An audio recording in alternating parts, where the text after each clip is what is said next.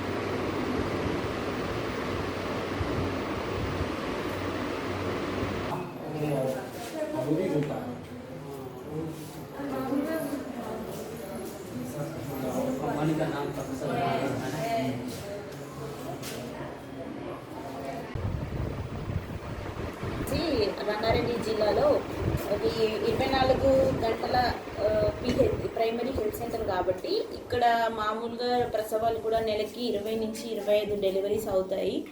వస్తున్న ఏమంటారు ఇది గవర్నమెంట్ కూడా పని అనేది ఒత్తిడి అనేది పని బర్డెన్ అనేది పెరుగుతుంది కాబట్టి ఇక్కడ ఇద్దరు డాక్టర్స్ ఉండాలి. ప్రస్తుతం నేను ఒకదాన్నే ఉన్నాను.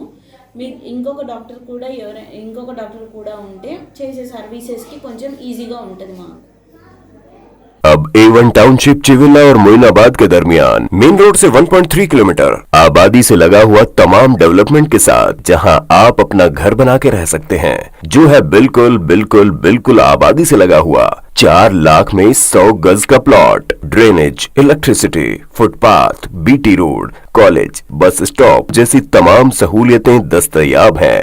आपका ये छोटा सा इन्वेस्टमेंट आपका और आपके बच्चों का मुस्तकबिल बदल सकता है। मजीद मालूमात के लिए हमें कॉल करें।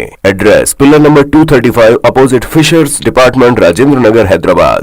कॉन्टैक्ट 7799603838। सच्ची खबरें आप तक पहुंचाता है 7H न्यूज।